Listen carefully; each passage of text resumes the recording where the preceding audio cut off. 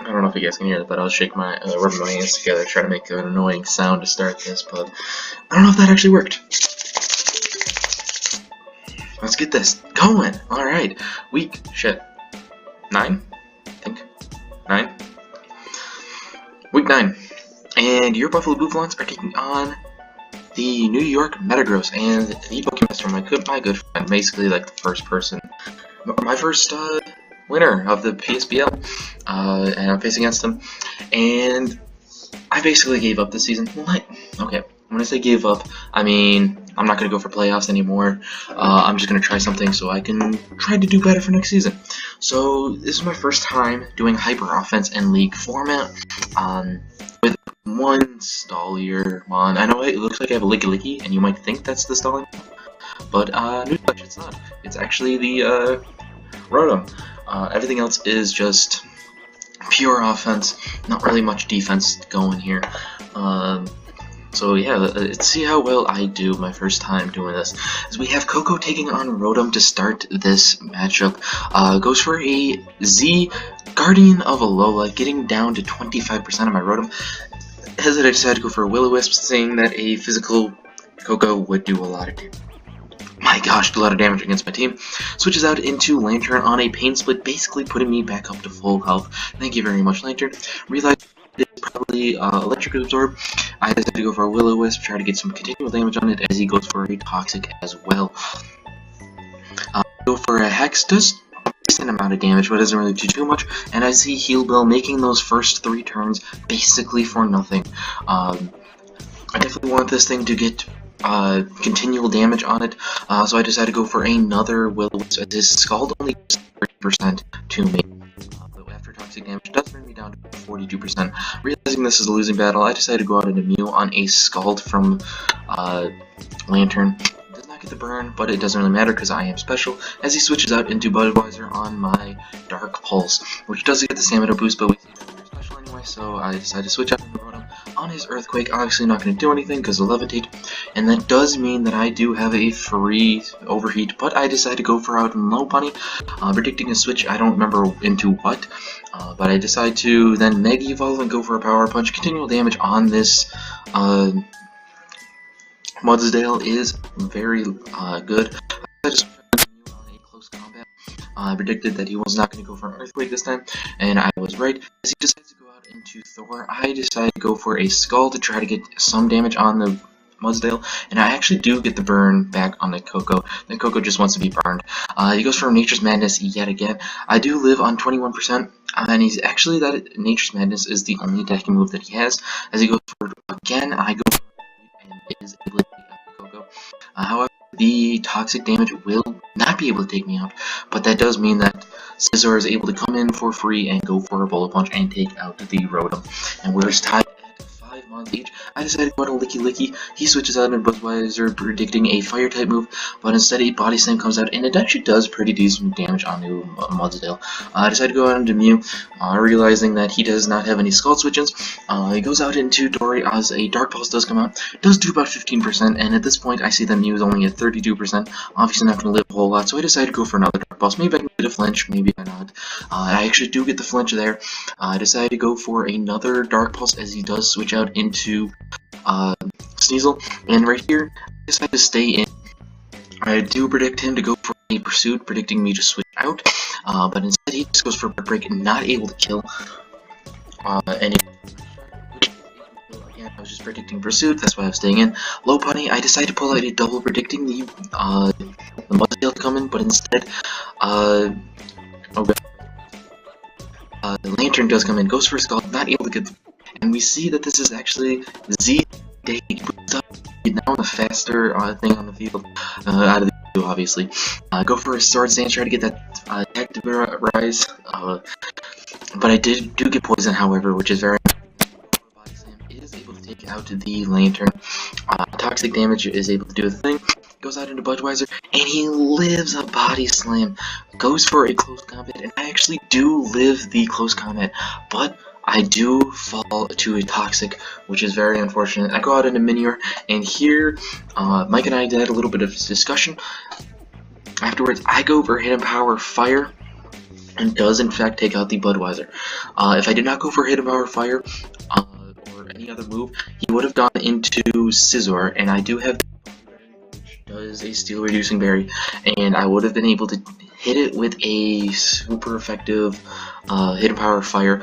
However, the Scizor would have lived, so nonetheless, the outcome of the battle does not matter. It goes out into Sneasel. It does do a nice quick crash, and I do actually live it for a Power Gem and is able to take out the Sneasel.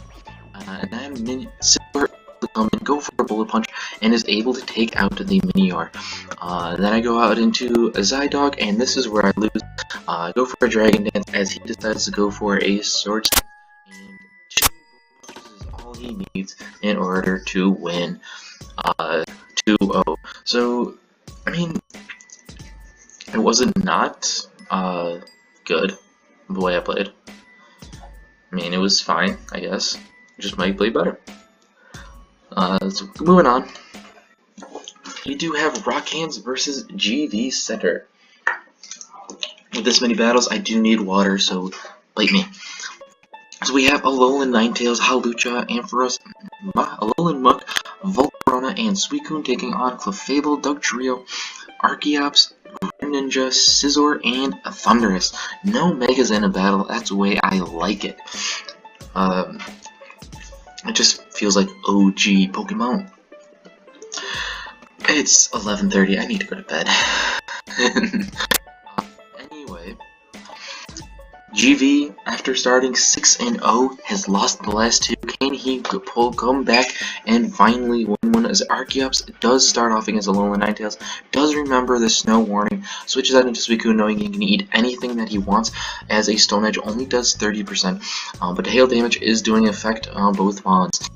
Decides to switch out into Greninja on a Scald. Scald only does about 20% and does in fact get the burn, which if it is physical Greninja, it does matter a lot. But we do not see anything as he decides to switch out into Dugtrio on a Muck switch in.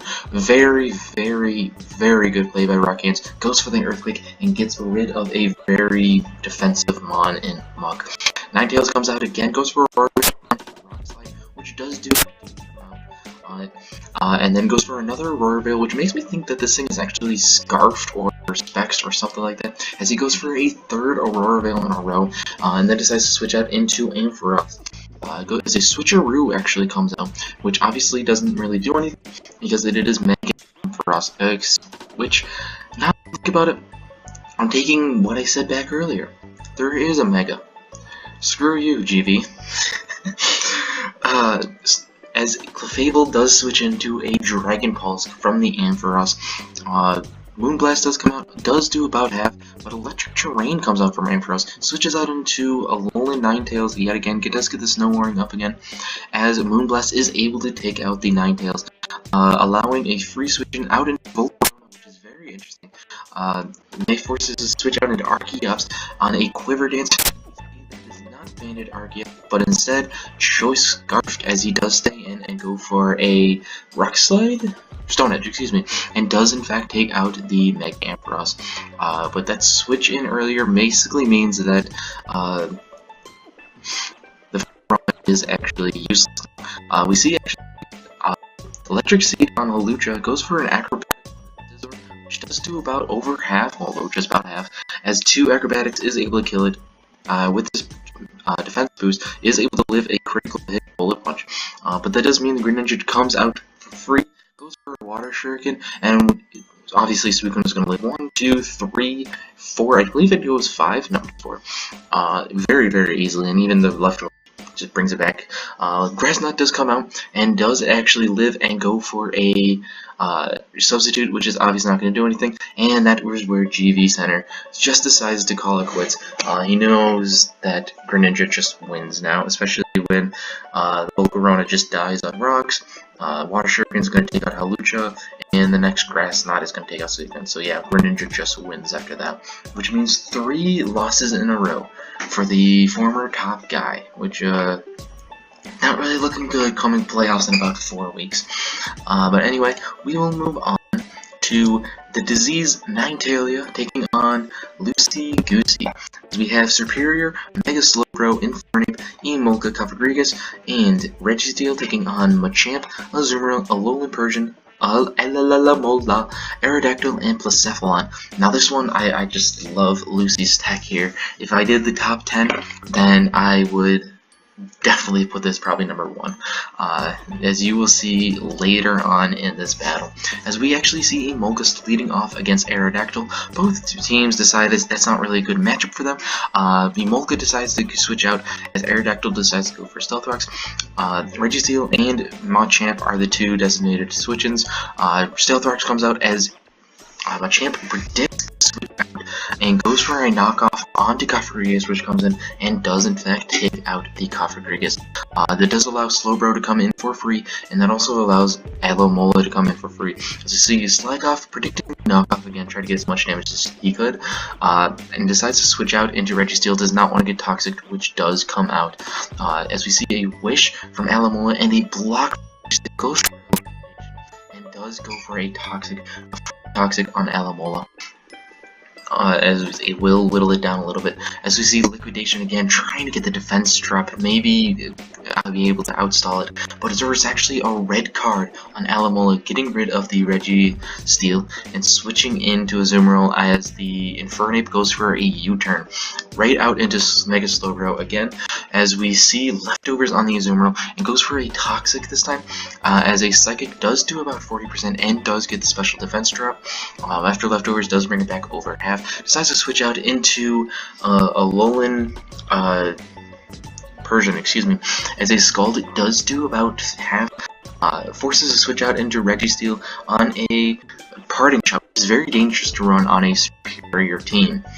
Well, against a superior team, excuse me. Obviously not going to do anything because Clear Body decides to go for a taunt so that Toxic doesn't come out, as instead Seismic Toss comes out. Forces a switch out into 4 Ams the Machamp, as a Seismic Toss does do about 30% to Machamp as well. Decides to go for a Bulk Up, and that is a free Bulk Up, as another Seismic Toss does do about 30% again. Surprise, surprise. As a close combat is actually able to one-shot the Registeel, allowing Emolga to come out for free after taking rocks damage, goes for a Thunderbolt, and is able to take out the Machamp. Aerodactyl comes out again. Makes me think that it is actually Wakanberry, but it goes for a Defog, predicting a switch out into something, but it isn't a Wakanberry. It is a Thunderbolt and takes out the Aerodactyl, tying the game up at 4 mods apiece. Goes for a Foul Play, not able to take out the Emolga. U-turn is not able to take out the Alolan Persian, as now Superior comes out. Switches out into Azumarill. As we see, it is actually Saps for Azumarill, able to just 100% wall the Superior, as even after Hidden Power. I don't know what Hidden Power that is, but it's not going to do a lot at all. It decides to switch out into Mega Slowbro, as another knockoff only does 12%. But Toxic damage is going to whittle this thing down, trying to get the defense drop as well, as Slackoff does basically bring Slowbro back up to full health, but Toxic damage is as we see Persian come out yet again. Psychic obviously is immune to the Alolan Persian.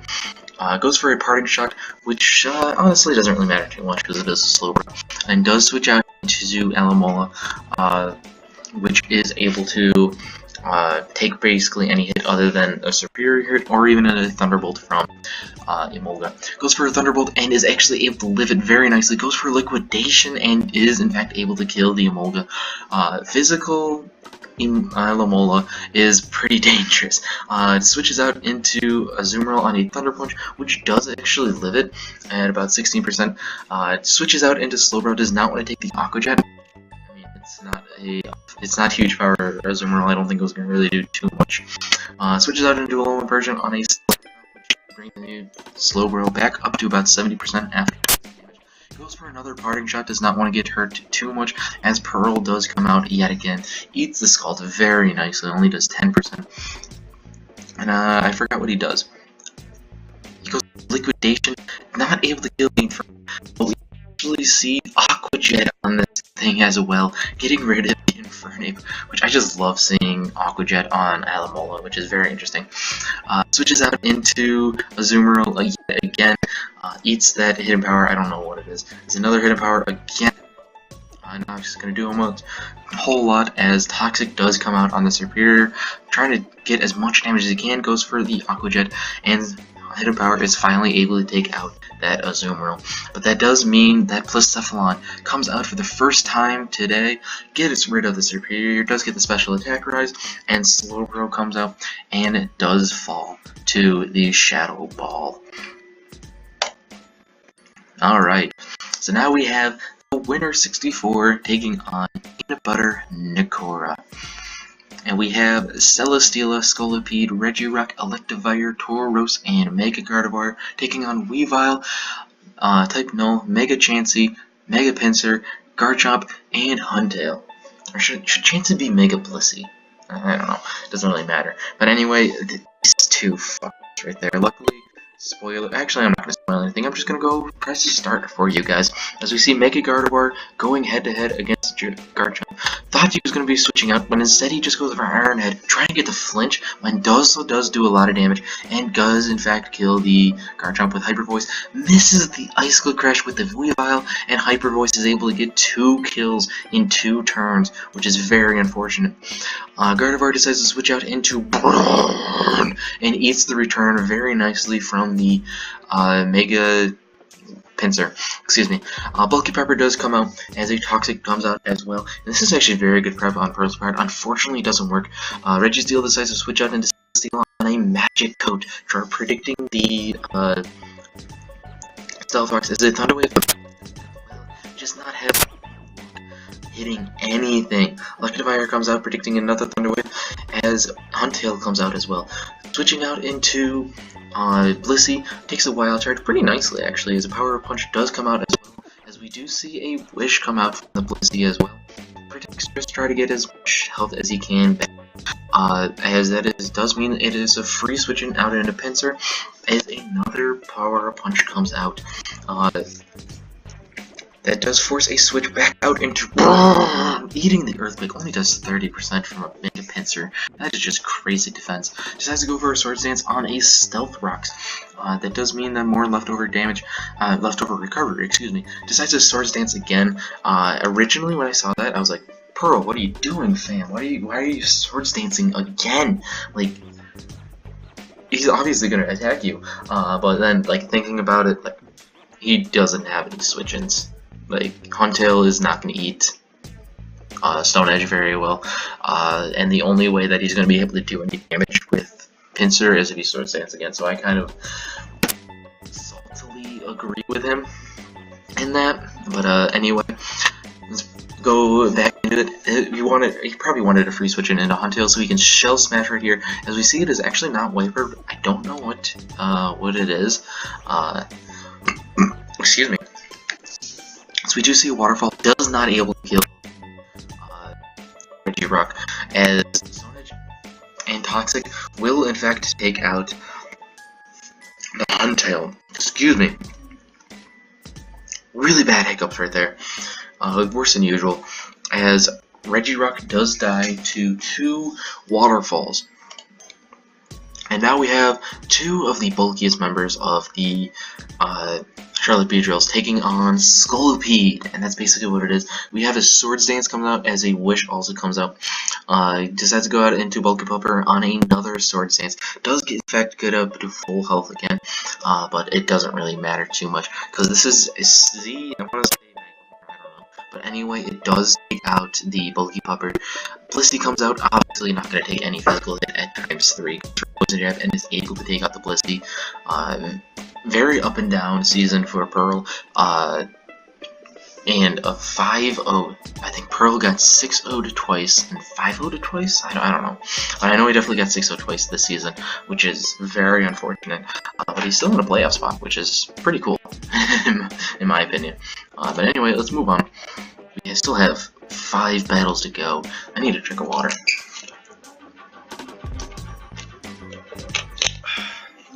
And these like 5 battles happen like 3 hours apiece apart from each other. It's very interesting. Actually, Hoobi, if these 2 right there and these 2 right here, I don't know if you can see it, but The next two and the last two, those were about 3 hours apart. Luby versus Twinta, had that happen a couple days ago. That just got mixed up in the shuffle. But anyway, we have Treasure Orb taking on Jig the Cows, where we have his favorite content. Excuse me. Victini, Gardevoir, regular Gardevoir, Nidoqueen, and Gyarados taking on Terrakion, Ash Greninja, Durant, Latias, Roserade, and Togekiss. But let's get right into it, as we have Greninja starting off against Victini. Victini decides to switch out into Conkeldurr, thinking he can eat anything he wants, and a U-turn is obviously something that he can eat. Latias comes in, forces a switch out into Gardevoir, which can eat a Psychic very well. It only does 18%, and does get a free Moonblast, but instead he goes for a Hidden Power Fire on Durant switching, which does in fact take out the Durant. Free switching into Terrakion as he switches into Conkeldurr on an Iron Head, which does do about a quarter. And Latias comes in and predicted that as well. Goes for a knockoff. As we see, it is actually Z move. As Gardevoir does come in yet again. Psychic only does 20% yet again. Forces a switch out into Roserade for a Moonblast. But no, a Psychic comes out this time, taking out the Roserade. Forces a switch out into Greninja, thinking that he can eat anything again. Another U-turn does come out. Switches out into Latias yet again. Doubles out into Greninja, predicting the Gardevoir, and that's exactly what happened. Goes for a U-turn and switches out into Togekiss, thinking he can eat anything he would like, and that is exactly what happens. He does in fact eat the Moonblast. Goes for an Air Slash, trying to get the flinch, and that is exactly what happened. And another Air Slash is actually able to get a higher roll and able to kill the Togekiss.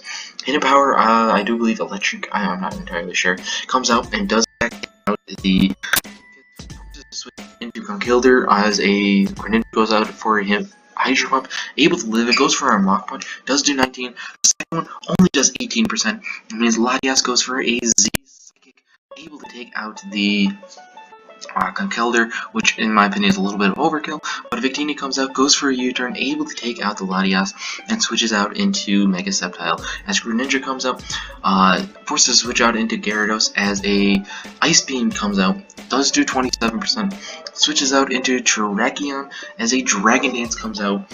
As we see, it is actually Scarf Terrakion taking out the Gyarados. Crit does not matter, I don't think, as Sceptile does come in for free. Mega evolves and does live the Stone Edge as an Energy Ball is able to take Terrakion on it. Switches out into Greninja, misses the Hydro Pump, unfortunately. Would have probably won him the game, but Leaf Storm is able to take out the Greninja, and we have Jake the Cows winning for the third time, and I do believe that's 3 losses in a row for Treasure Orb, which is very, very unfortunate.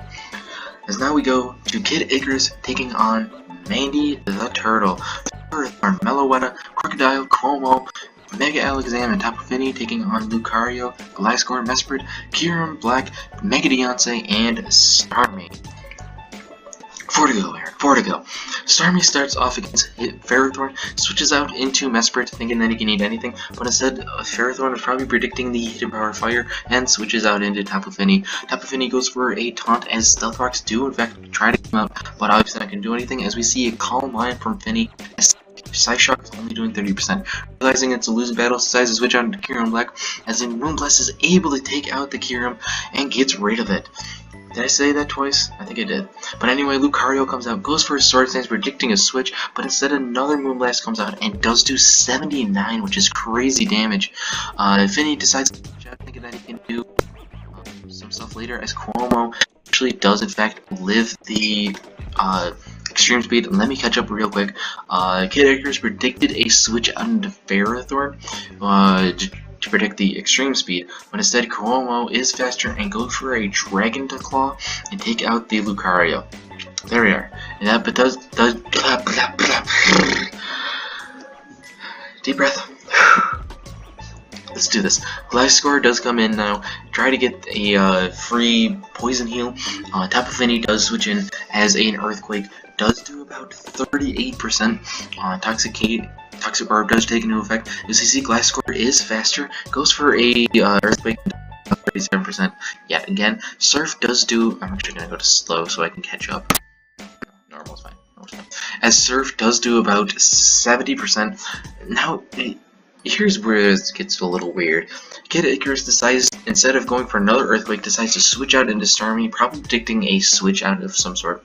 But instead, Tapu Fini does get leftover recovery and goes for a Surf as well, which he over predicts, I think, 2 turns in a row.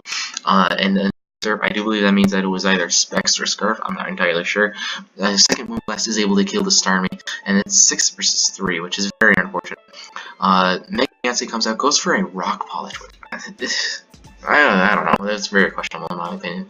As Kid Icarus goes for a Moonblast after leaving his Surf after 60%, as Ferrothorn does come out, switches out into Gliscor on a Gyro Ball, not able to take out the Gliscor, and obviously, because it is a Gliscor, goes for a Roost on the Crocodile switch in.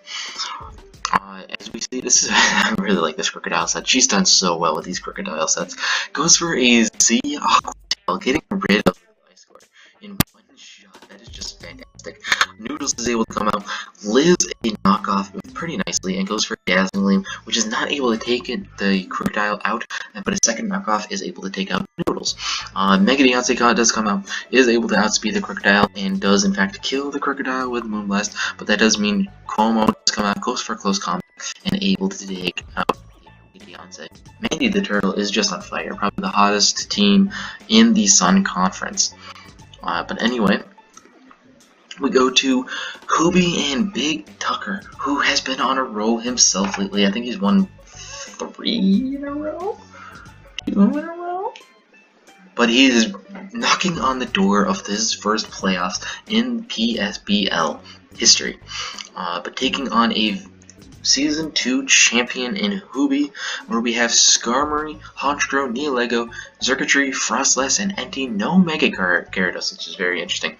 Raichu, Beedrill, Landers, and Volcarona with Scrafty and Fortress. I don't know why or how I do that, but I just stop halfway through rating a team, like it's the end of the team. But anyway, gosh, I've been talking for 30 minutes straight. Honchkrow does lead off against Raichu, switches out into Neolego on a Volt Switch, and it actually does a lot of damage against the Neolego, making us think that it is Specs Neolego. Decides to go out into Landers as Skarmory comes out as well, pulls a double out of Volcarona, switches out into Entei, predicts that, and goes for a Steam Eruption. 3 turns in, already pretty good damage on the Neolego, and gets rid of a very offensive threat. Okay, I'm getting it already because Hooby just got predicted the hell out of him. Excuse me, as Xurkitree comes out, decides to go for a Thunder on the Volcanion. Raichu comes out, gets a special attack rise, forces a switch out into Frostless on a Volt Switch, gets the freest of Volt Switches, and does bring the Frostless down to the Focus Sash. Out into Fortress, as they do switch rocks and spikes. Destiny Bond comes out, very good play by Hooby here, getting rid of the Fortress so that he cannot Rapid Spin later down the road. Honchkrow does come out as Land Dweller actually comes out, and I'm actually very disappointed. Sucker Punch is able to kill the Raichu, and does get the Moxie Boost, as we see Volcanion come out, and goes for a Steam Eruption, which I believe that means that it is Scarf Volcanion, as it does impact the Honchkrow. A second Steam Eruption is able to get rid of the Xurkitree. Neolego now comes out, is Scarfed itself, so he goes for a Power Gem and is able to take out the Volcanion. Gets a special attack rise, but it doesn't really matter because it is Specs. Power Gems, it does not kill the Landers. Earthquake is obviously able to take out the Neolego. Skarmory comes out as we see a Flame Z trying to get as much damage as he can on the Skarmory. Obviously, he wasn't going to kill. Brave Bird is able to kill the Landers, as now we see Scrafty come out for the first time today. Gets the Intimidate. And I was thinking here that Skarmory could still have a chance to win if he plays his cards right. Brave Bird does do a pretty good chunk, but it actually turns out to have on the Scrafty, getting rid of the Skarmory in just 14 turns. Big Tucker, my dude, knocking on the playoffs door. I'm cheering for you, buddy. I'm cheering for you hard. But anyway, we have It's Byron versus Mandy the Turtle again. What was I trying to say? Dragon Rider, which is the coach of the team that Mandy is using right now, went to Canada for the week. If he if she could battle for him in place for him. So that's why we have Byron versus Mandy. This is actually the Illinois Illusions taking on the Pittsburgh Reggie Steelers, where we have Cresselia, Salazzle, Lycanroc, Primarina, Mega Steelix, and Gengar taking on Slowbro, Cobalion, Mamoswine, Mega Altaria, Tornadus T, and Miltank. Tornadus starts off against Mega Steelix, not liking that matchup, decides to switch out into Primarina as we see a Taunt come out. Goes for a U-turn, trying to get as much damage as he can on the Primarina, switches out into Utterly Amazing the Miltank, goes for a Moonblast, and does do pretty good chunk to the Miltank. Decides to switch into Cresselia as Stealth Rocks do come out by the Miltank. Switches out into Mamoswine, predicting, I don't know, anything. Toxic does come out, and we see Knockoff as well, getting rid of the leftovers on Cresselia, which do matter down the road. As we see Moonlight, predicting, just trying to see what the Mamoswine has for the Cresselia. Decides to switch out into Tornadus, takes the Psychic decently well. I mean, was a critical hit. Goes for Primarina as we see a Taunt, not wanting to get anything or anything bad, as we see a U-turn out into Utterly Amazing Miltank yet again. Does eat the Scald up pretty nicely, I guess. Excuse me. So you do see a Milk Drink saying, in my opinion, I think it was just seeing if he was faster or if seeing what Mandy wanted to do. As this another Scald comes out and does in fact burn, making the leftovers basically useless, as a Moonblast does in fact crit, very unfortunate, and does do pretty good damage. Mandy decides to switch out into Steelix on an Earthquake. I don't know why it was, I don't know what's going on here. Steelix doesn't get in fact a Mega Evolution, and goes for a Stealth as Tornadus comes in, goes for a Heat Wave, and does do pretty good damage, but Garaball brings the Tornadus down to 2%. Primarina comes in to eat up the Heat Wave, doesn't really need to because it does miss, goes for a U-turn, getting that Regenerator again, sacking off the Miltank, and going out into Percival, I think that's what it is. Goes for an Iron Head and able to take out the Primarina. Cresselia does come out as well, thinking that he can eat anything he wants, and go for a Calm Mind, as we see Swords Dance come out as well. As we see Corpse crash on the Cobalion, not able to kill the Cresselia, and Psychic is not able to take out the Cobalion, but does get the special defense drop, which honestly doesn't really matter. Spoiler alert. Iron Head is able to take out the Cresselia, but that does allow Salazzle to come in for free, and the freest flamethrower you will ever see is able to take out the Mamoswine. But that does allow the faster Tornadus to come out, switches out into Mega Steelix to take any hit that he would like, does eat the Dark Pulse. Well, actually not every hit, there is the Heat Wave, but anyway, Dark Pulse is able to take out the Steelix. Lycanroc does come out, predicting a switches out into Slowbro, does eat the Stone Edge pretty nicely, and goes for a Psychic. Didn't really need to predict there. Psychic did a lot of damage no matter what, even if she stayed in, or goes out into Salazzle. Lycanroc goes out again, goes for a Crunch, makes me think that it was Banded or something like that, or Scarf or something, as Scald is able to take out the Lycanroc, as Salazzle does come out, and Salazzle decides to go for a Sledge Bomb, I think it was? Sledge Bomb, as Percival does come out yet again. Flamethrower is able to take out the Cobalion, but he was just basically sacking that so that he can bring Tornadus in for free and go for a Dark Pulse, taking out the Salazzle and winning 3-0 for Byron. Byron has also been very hot recently. He is in a playoff spot, so hopefully he can make it into it as well. As we have Excadrill, Hippowdon, Buzzwole, Vaporeon, Drapion, and Chandelure representing Devil's Crimes team of the Philadelphia Armies, taking Avalugg, Kartana, Mega Blissey, Ditto, Mega Charizard X, and Hitmonlee for the Salt Lake Spinda. We'll start it off right now as we have Charizard going off against Buzzwole, and this is actually I have to give Kuwasabi props on this one. Special Mega Charizard X, getting rid of the Buzzwole first turn. But that does allow Hippowdon to come in for free. Goes for a Sunny Day. Like, look at this man's prep here. He brought Special Mega Charizard X. Goes for an Air Slash, getting rid of the Buzzwole because he knew that it was as well as physical defense is pretty damn high. And then to get rid of the sand from Hippowdon has Sunny Day on it, nonetheless. Man, goes out into Chandelure on a Solar Beam, which comes out. Very nice play there by Chris, in my opinion. Switches out into Mega Blissey. As a hidden power does come out, don't know what hidden power that is, as Hippowdon does in fact bring out his Sandstorm yet again, which does do continual damage on Chansey, but it doesn't really matter too much, as the Rocks do come out on a Kartana switch in.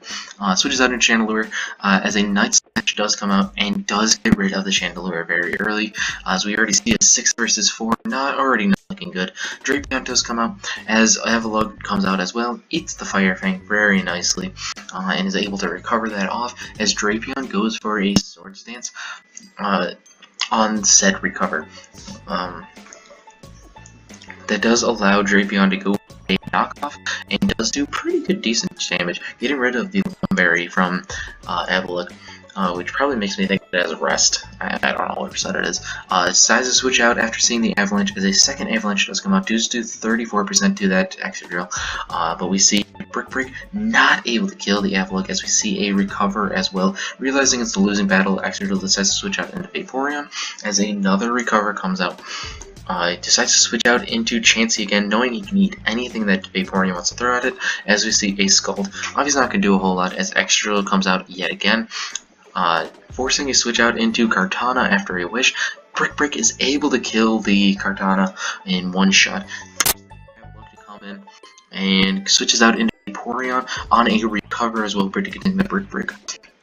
As a Scald actually does over half, not able to burn it at all, but a Mirror Coat comes out, able to live it on 20%, switches out into Charizard. I honestly don't know why.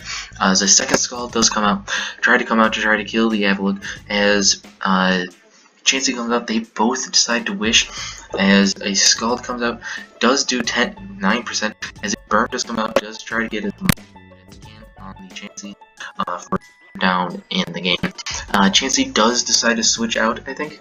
No, they both decide to stay in. As Chansey decides to go for a wish, trying to get a wish onto Avalugg, I think it was. I'm not entirely sure. As Thunderwave, oh no, it just skips it for itself, I don't know why. Thunderwave does come out, paralyzing the Vaporeon, just allowing Vaporeon to heal up even more. Excadrill decides to come out on another wish again. This time, obviously going to be switching out into something. Decides to go out into Avalugg, as the Brick Break comes out. Honestly, not a very good play there by Kowasabi, in my opinion. I'm sorry, Kowasabi, that just really wasn't. Ditto does come out. Vaporeon comes out. Able to live the Earthquake decently nicely. Would have been able to live a second one. Goes for a wish. As Chansey does come out, goes out into Hippowdon on the said wish, as another wish from Chansey comes out. This is just a wish back here. Switches out into Ditto, as a Toxic does come out, which is a very good play there by Chris. As we see the Ditto poisoned. Switches back out into Chansey, knowing he can eat anything you'd like. Earthquake comes out. It gets a little weird in these turns. Decides to switch out after another Earthquake probably would have been able to take out the Chansey. And even if it didn't, a free, wish would have happened right there. For Chansey to heal up again, which didn't happen. He just goes for Protect there, allowing the extra to get a free Earthquake, getting rid of Chansey. But that does allow Ditto to come in, and Chris didn't know that almost all Dittos are Scarfed. Decides to stay in, goes for an Earthquake, and the Excadrill is able to... The Ditto's Excadrill is able to take out the real Excadrill. And I just want to pause it and just say, I'm a little satisfied to see an Excadrill poisoned. I know it's just a Ditto, but still, there's a Steel-type poison, and I kind of like that. Earthquake does not able to take out the Vaporeon, and Scald is able to take out the Ditto, and we have 3 versus 2. Vaporeon is able to live after the Sandstorm damage. Decides to go for a Protect on a Mach Punch, which is very interesting to see. Trying to get as much health as he can, I guess, as Knockoff is able to take out the Vaporeon. I don't know why he went for Mach Punch anyway. Powdon is able to come out, Knockoff is able to get rid of the Smooth Rock, which doesn't really matter too much, and Earthquake is able to take out the Hitmonlee. So we have Chris winning for the 3rd time this year. Congratulations to you, Chris. I do want to take 1 second to talk about my staff opening, quote-unquote staff opening for Season 4 of the PSBL. You guys will be seeing that right now. It's only going to be a minute. So I'll be right back, and thank you for watching. Alright guys, so this is my Season 4 staff applications. It is just a form, a questionnaire kind of what I really want to expand on in these weekly recaps that I'm doing right now. I realize that you guys really enjoy these, and I wanted to give you guys more every week, and I know I can't really give you more because of school right now, but if I can get your guys' help, that'd be great. Right now, all I have is Lucy, and I think he applied for the Players of the Week, but I can definitely go for a power ranker for next week. I can go for a top 10 guy, go through the top 10s. I mean, I already do them anyway, so if nobody applies for that, it's not really that big of a deal. And I'm also planning a kind of a reward for the person who gets the most predictions right for next season. Don't know what it is yet, but it would be good, I promise you that. So please sign up. I really want more than just Lucy. I want everyone to be involved in the weekly recaps if I can, and this is the best way I can do it for you guys. Thank you guys.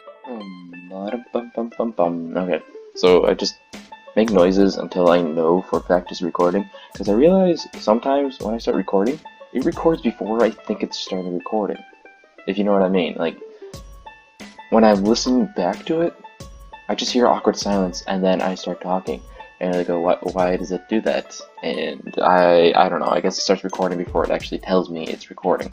So that's why I keep on making noises before, so it's not just an awkward silence, and I know that it's recording now. Alright, but anyway, let's get right back into business, where we have 2 battles, the final 2 of the week, where we have, first off, Pokeranger Cody versus Your Bro Jake, 2 of the hottest teams as of week, I don't even know. 9, I think this is still, I don't even know. But anyway, Cody has been on a roll in the last couple of weeks. His only loss since week 2 was to GV Center, which is 3rd in the league right now, and that was only 1-0. Your Bro Jake has won, I think, 6 straight, including, I think, 2 6-0s and a 5-0-2, somewhere along these lines. So these 2 teams are very hot right now, and I was very excited about this match.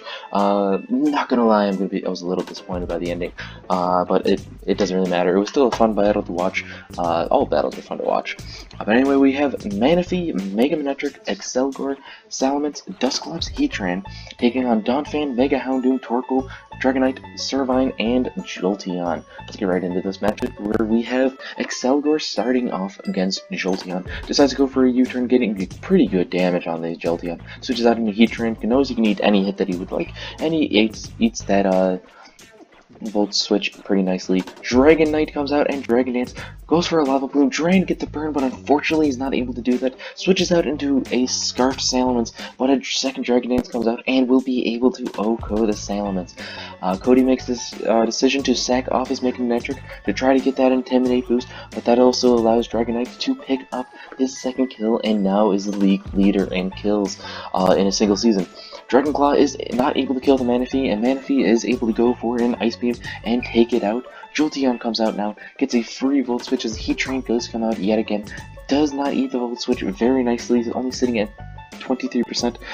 Pulls out a double out of Torkoal, which is, in my opinion, is very interesting, as an Earth Power does come out, does do pretty good damage on the Torkoal, goes for another Earth Power, and we are tied up at 4 apiece. But that does allow Mega Houndoom to come in, outspeed everything on the team, and go for Hidden Power Ground, which, even with Sugar Berry, doesn't matter and still kills it.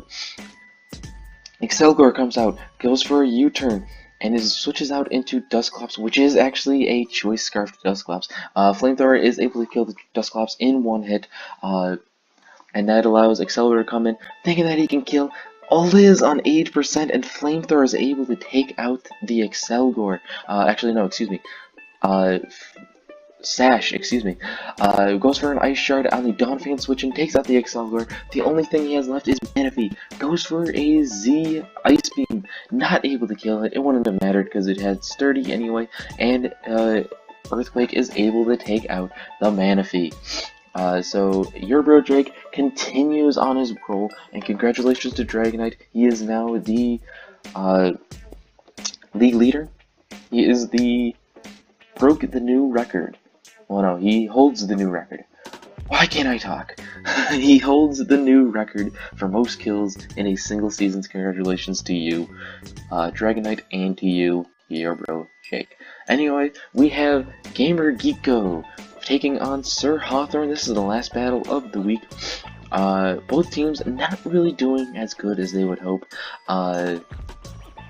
Gamer Geeko has 3 more kills, tripled his wins. No, doubled his wins. Okay, I probably spoiled it for you guys, but you guys should already know. He did win this, as I tongue-tie myself. But anyway, he did triple his wins today from last season into this, so congratulations to him. We have Raikou, Milotic, Mega Sableye, Alolan Sandslash, Staraptor, and Whimsicott taking on Shiinotic, Zoroark, Shuckle, Darmanitan, Gliscopod, and Golurk. Let's go right into this, where we have Staraptor taking on Shiinotic, goes for a Brave Return 1, and it kills, and it is actually the Zoroark, which is the biggest offensive threat that Sir Hawthorne had. Golurk does come out and goes for a Dynamic Punch, which doesn't do a lot to the Whimsicott switch in, obviously, but does get the confusion, as it actually does hurt himself in confusion, as Sir Hawthorne actually risked that and goes for an Ice Punch, which is very interesting. Realizing he doesn't want to risk it again, goes out into Milotic knowing he can eat anything that he wants. Ice Beam Punch is not going to do anything at all, as switches out into Shiinotic on the Hydro Pump, which only does 20%, which also forces a switch out into Alolan Sandslash, eats the Moonblast very nicely, only did 12%, does lower that special attack however, which is very unfortunate. Darmanitan does switch in, eats the Icicle Crash decently well, switches out into Milotic to eat the Flare Blitz, excuse me, which does do 30%, which in my opinion is pretty good damage on a Milotic, especially not super effective. Switches back into Shiinotic again as the Milotic recovers. Switches back out into Alolan Sandslash, goes yet another Moonblast, which does allow the Sandslash to go for a knockoff, which does get rid of the Assault Vest on the incoming Gliscopod. Switches out into Raikou thinking he needed to eat anything, but it was not a switch in, as that did 64% with a Liquidation, and switches out into Golurk to predict a Volt Switch, which does in fact come out.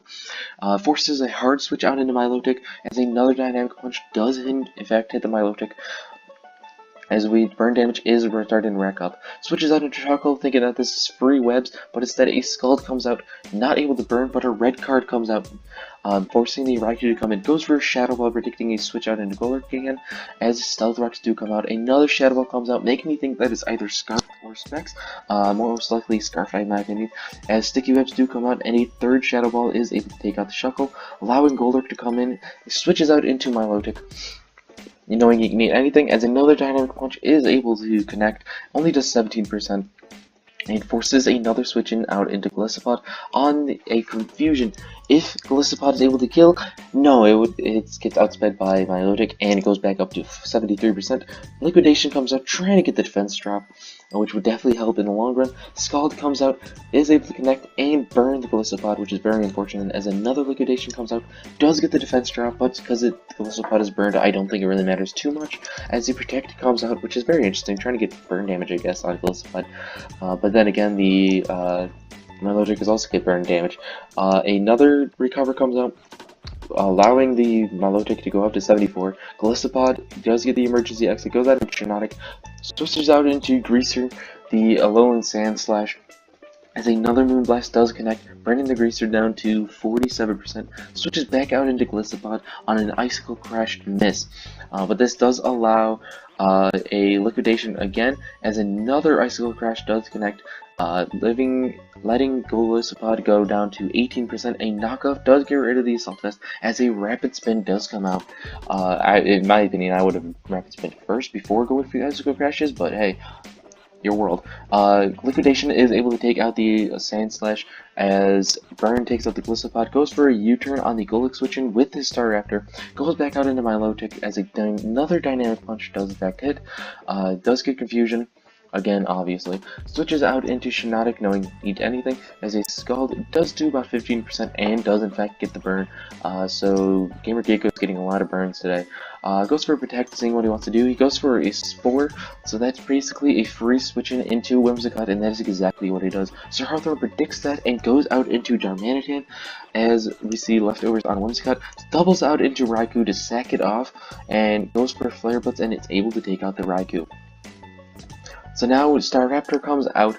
Staraptor goes for a Brave Bird, takes out the Golurk, which I am really surprised about.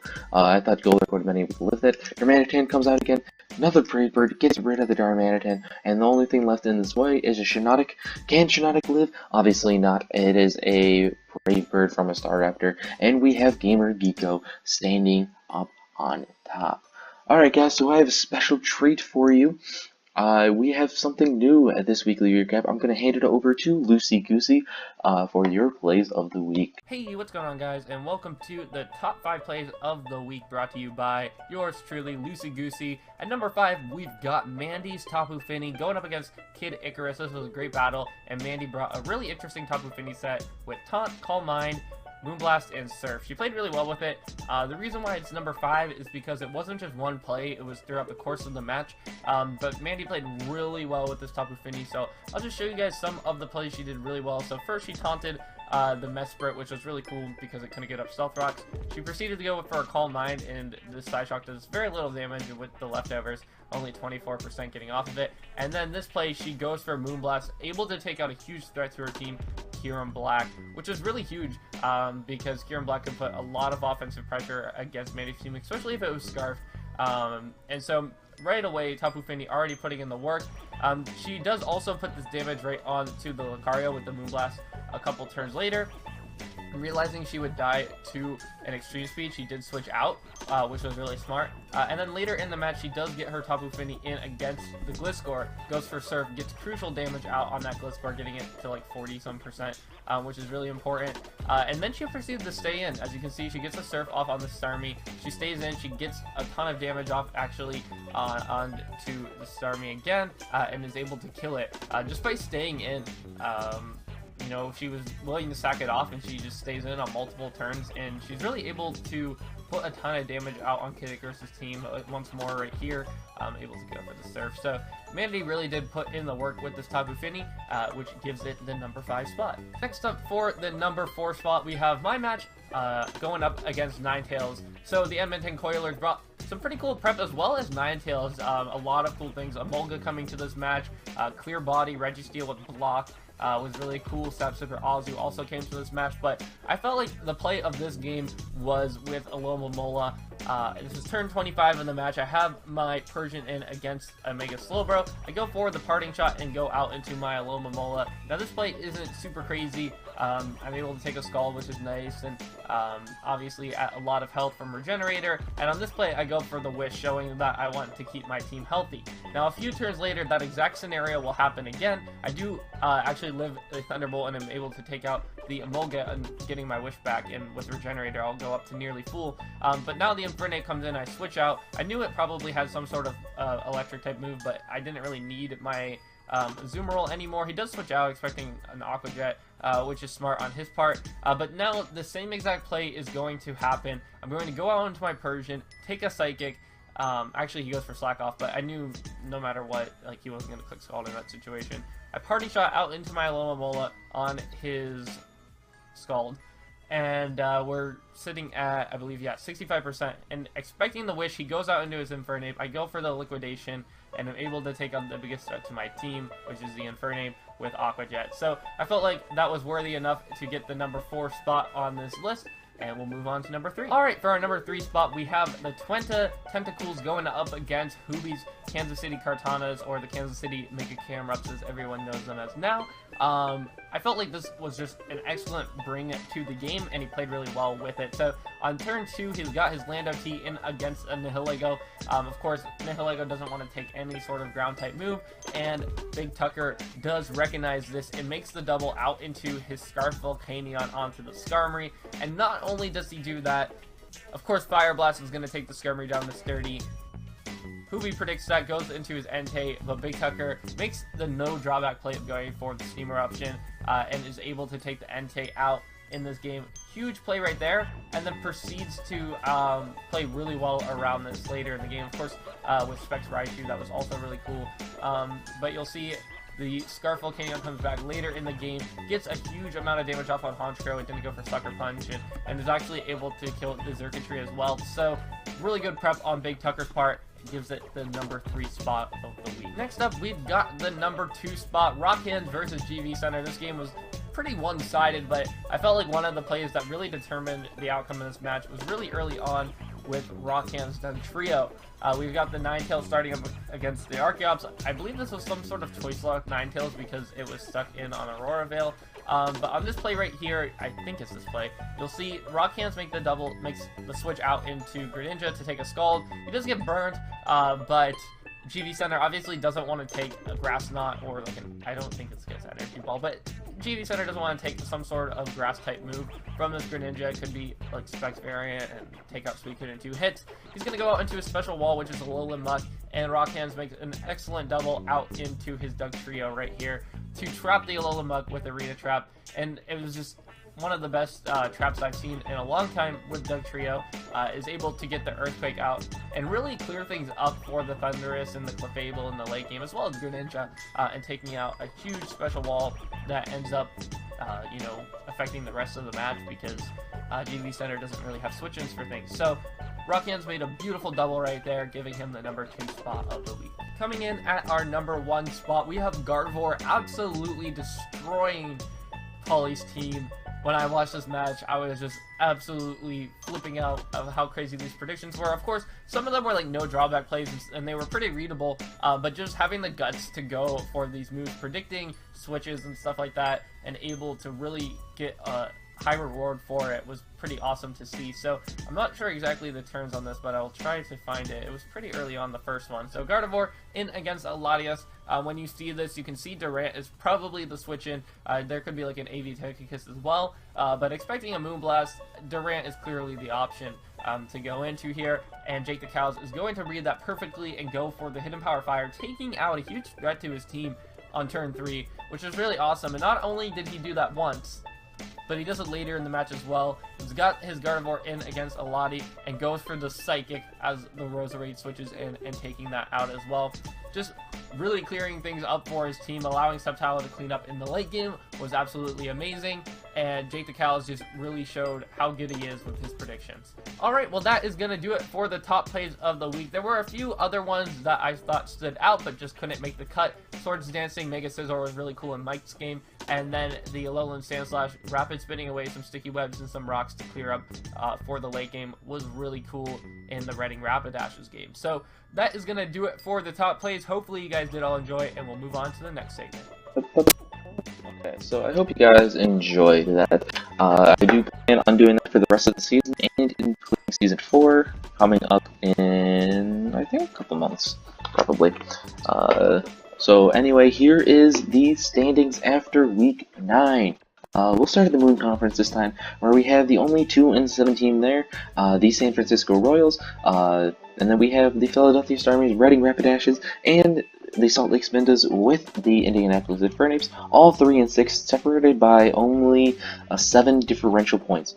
And then we, in the playoff spots, oh, actually, no, that's right, in the playoff spots, we have the Rocky Mountain Lycanrocs and the Charlotte Beedrills, both 4 and 5, separated by a lot of differential points. The only 5-4 team is the Holland Heracross, which is 5, I already said that, 6-3 Dallas Dragons, 7-2 Anaheim Arcanites, and the 8-1 Uprising Flygons.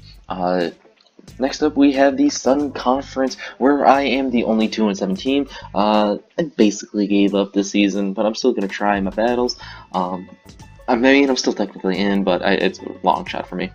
We have 3 and 6 teams. The Kansas City Cartanas, Miami Magikarps, and the Illinois Illusions. 3 5 and 4 teams.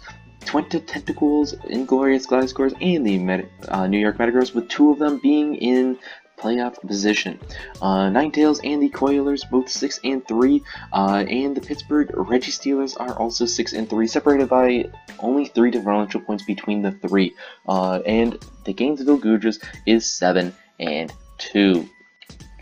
So right now I am going to be fixing something like, I'm sorry, but I did mess up just a tiny bit. It is not the Arcanines versus the Beedrills. It would be, let me look real quick. It would be the Arcanines versus the Lycanrocs, and the Heracross versus the Beedrills. So really, what I'm gonna do, come on. And the reason being is because the second place in a division gets a top, or like a higher seed. So technically, even though, let me go back real quick.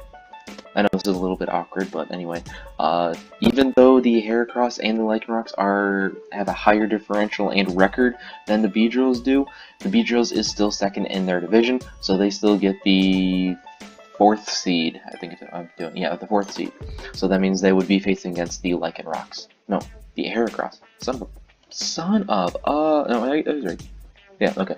So anyway, there is right now is a new page that I created. It is the Playoff Hopes page. I'm calling it the Playoff Pitcher, kind of, in a way, where we have currently in. How's it going, Coyote? We have the currently in, currently fighting, and then later on is the out section that we see there. For those of you who aren't really familiar with this, if you are out of the currently fighting and in the out, you have no chance of making playoffs, period. That is it. Right now we have the round 1s, the round 2s, if the playoffs ended right now. Of course, this is going to change between now and 4 weeks from now, which is the end of the season. So this will definitely change as we continue. And then, obviously, if you are number 1, you will always face the lowest remaining seed, no matter what. So, the higher up you have, the easier chance you do have in playoffs. Obviously, the playoffs are not going to be easy, though. But anyway, this is the playoff picture as of right now. If it ended right now, it would be round 1, the Coilers versus the Gliscors, Ninetales versus the Metagross, Arcanines versus the Lycanrocs, and Heracross versus the Beedrills. But that I do expect that to change drastically. But anyway, that's it.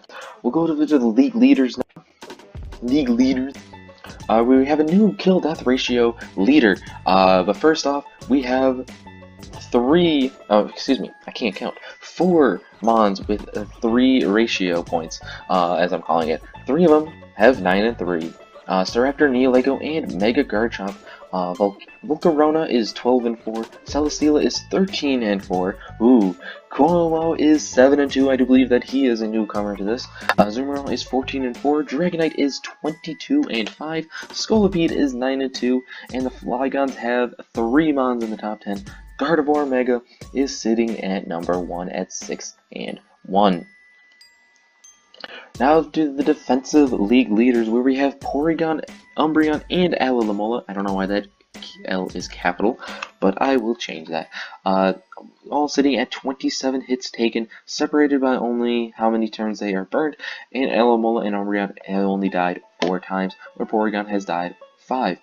Avalugg is sitting at 28 and 18.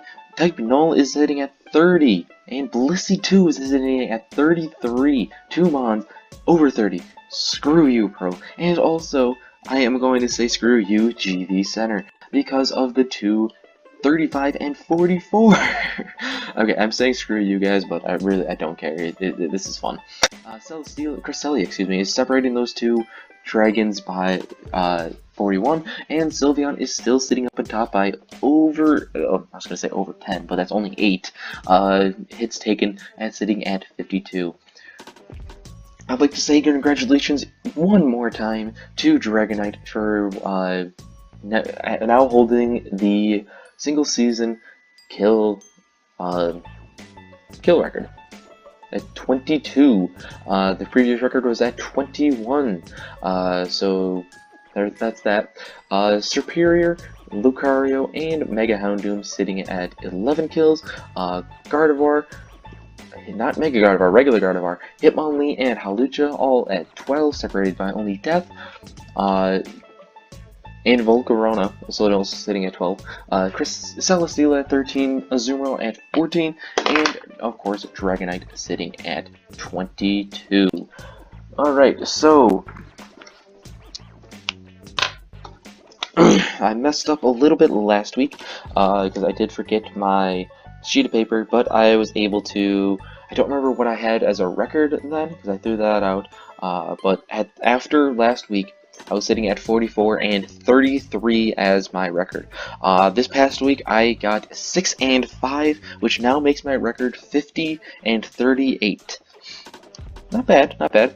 But this time, I'm hoping to get like the actual a perfect week. That would be just fantastic if I can get a perfect week.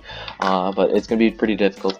As you can see, already one battle has been grayed out. I already know the outcome of that battle, but I did. Not a lot of you are gonna be believing me, but I did do a mental. I wrote it down too. I have it on a sticky note of who I thought was going to win that battle. They did battle early before the week actually started, which is not a big deal, but so I mentally and wrote it down who I thought was going to win between the Kartanas and the Metagross. I did think that the Metagross are going to win. They were coming off on a hotter time. I think they won what? Beat me, beat the Bouffalon, beat the Ninetales. Didn't they beat the Magikarps? I think they beat the Magikarps. So they won the last 3, while the Kartanas have lost the last 3. Last 4 actually, I do believe. I think that his last win was against me.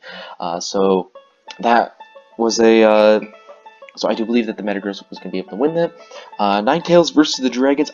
Both teams are on a kind of a losing streak. Ninetales have lost the last 2. Yeah, last 2. The Dragons have lost the last 3. But I do believe that the Dragons are going to be the one to be able to bounce back this week and try to get back that top spot in the conference. Magikarp versus the Tentacles. The Tentacles have been on fire the last couple weeks. I do believe 1, 2, 3, 4 game winning streak. Illusions, Rapidash, Bouffalons, and Kartanas. I do believe that the Tentacles are going to be able to pull out the win over the Magikarps. Registeelers versus Goodras for the #1 position in the conference. And I do believe that the Registeelers are going to win. I think that Byron is probably the best, has the best team and the best coach in the Sun Conference. But it is definitely going to be a tight race for that one. I do believe that the Registeelers are going to be able to win and take over the conference leadership. Next up, we have the Coilers versus the Illusions. I think the Coilers are going to be still fighting for that top spot. I think that they are going to take over. I think they're going to be able to pull out the win. Royals versus the Arcanines, as I'll actually go down here. Arcanines have been on fire. I don't see that stopping, especially with the Royals who have been struggling this season. I do believe that the Arcanines are going to be able to pull out the win.